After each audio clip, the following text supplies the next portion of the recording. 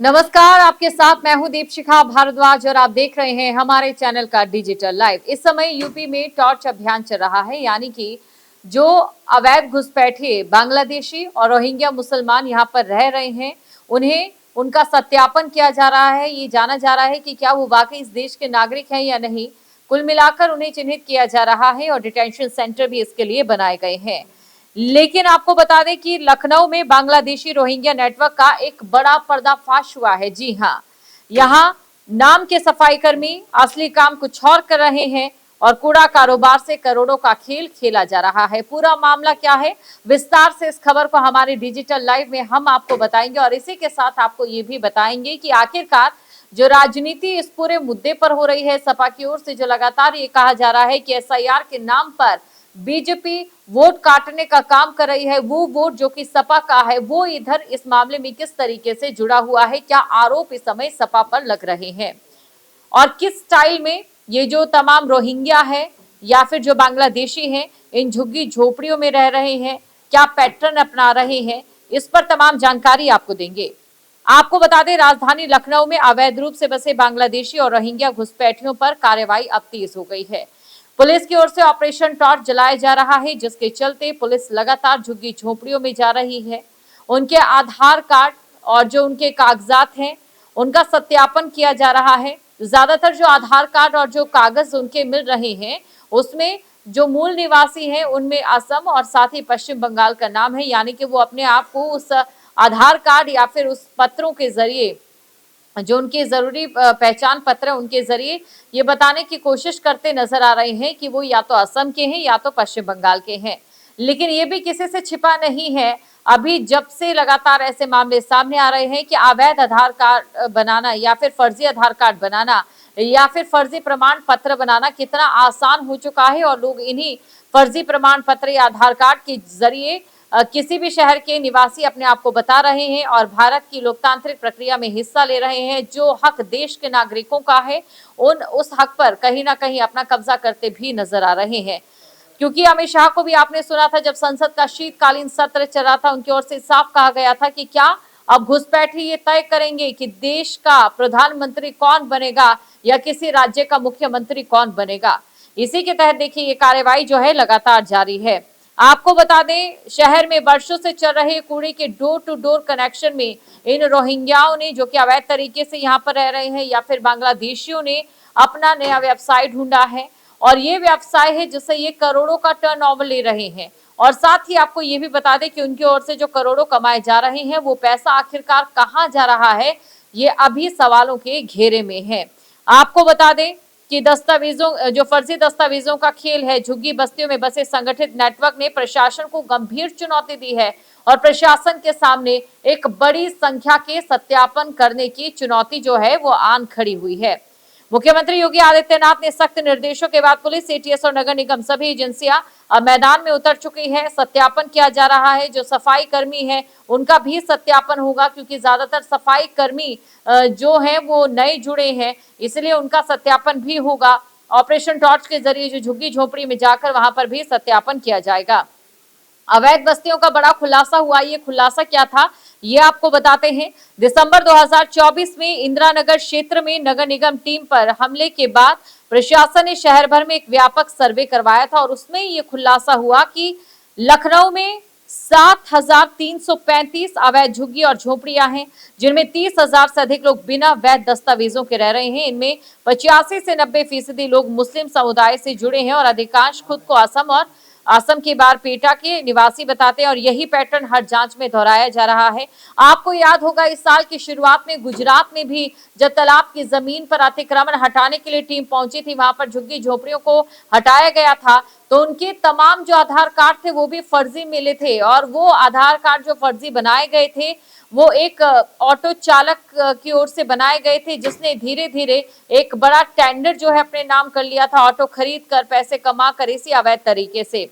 इसी के साथ आपको बताते हैं कि जब इन्हें पकड़ा जाता है तो किस तरीके से ये छिपते छिपाते नजर आते हैं या फिर ना पकड़ा जाए उसके लिए इन्होंने क्या योजना बनाई है।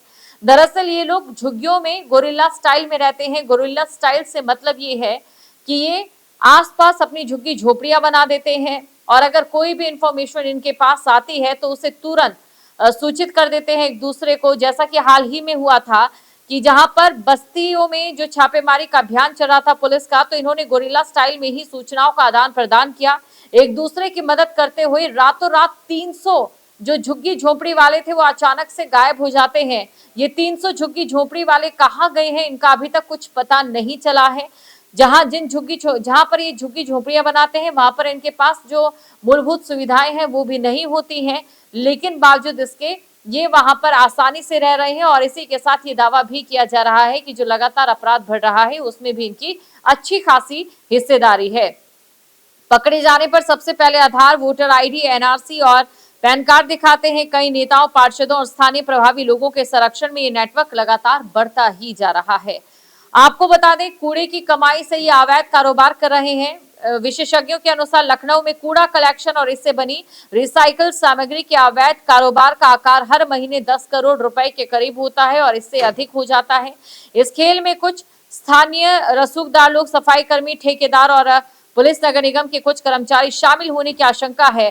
पिछले 10 सालों की अगर हम बात करें तो यहाँ पर जो ये झुग्गी झोपड़ियां हैं बहुत ज्यादा तेजी से बढ़ी हैं और इन झुग्गी झोपड़ी में रहने वाले लोगों के जो पहचान पत्र हैं वो फर्जी पाए जा रहे हैं, जो उनके आधार कार्ड हैं वो फर्जी पाए जा रहे हैं।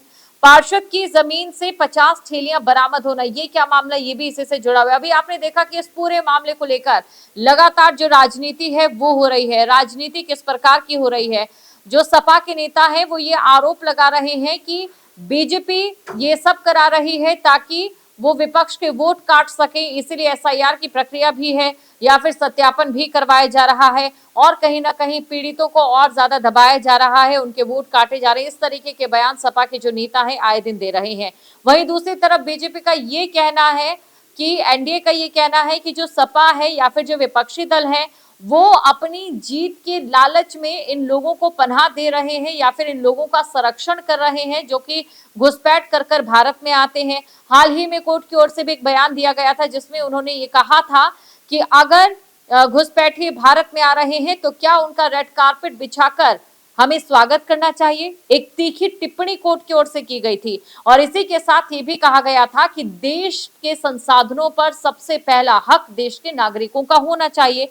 और वहीं पर बीजेपी ये आरोप सपा पर लगा रही है कि सपा जो है ऐसे लोगों को संरक्षण दे रही है जो घुसपैठी हैं ताकि उनकी विचारधारा से जुड़े जो वोट हैं वो लगातार बने रहें। आपको बता दें 5 दिसंबर को मेयर सुषमा खरकवाल ने गुंडवा थाना क्षेत्र में एक बड़ी कार्रवाई की और यहां सपा पार्षद नमिता यादव के पति की निजी जमीन पर बनी झुग्गियों से 50 ठेलियां बरामद की थी। ये अवैध झुग्गियां किसने बनाई थी और क्यों ये सपा की नेता की जमीन पर थी, उस जमीन पर जो मालिकाना हक था वो सपा के नेता का था और वहां पर अवैध झुग्गियों का होना कई सवाल खड़े कर देता है। 50 ठेलियां बरामद हुई जिनमें अवैध कूड़े का कलेक्शन किया जाता है। यहाँ रहने वाली कई महिलाएं, पुरुषों ने खुद को असम के बारपेटा का निवासी बताया और दावा किया कि उनके पास जो सभी सरकारी प्रमाण पत्र हैं वो पूरी तरह से, जो उनके पास सरकारी जो दस्तावेज हैं वो पूरी तरह से सही है। लखनऊ में पकड़े गए बांग्लादेशी और रोहिंग्या घुसपैठियों के आपराधिक रिकॉर्ड में कई चौंका देने वाले और भी खुलासे हुए हैं। 2025 में चूड़ी व्यवसायी से 2 लाख रुपए की ठगी करने वाले हसन शेख और उसके गैंग के तार 4 राज्यों से जुड़े। वो पिछले 8 साल से अलग अलग शहरों में ठगी कर रहा था। एटीएस ने दिसंबर में एक महिला को उसके तीसरे पति के साथ गिरफ्तार किया। महिला ने अलग अलग जगहों पर निर्मला, जैस्मिन और नरगिस नाम से अपने हिंदू पहचान बनाकर रहना स्वीकार किया। उस महिला ने खुद ये स्वीकार किया कि वो अलग अलग जगहों पर हिंदू पहचान बनकर रह रही है।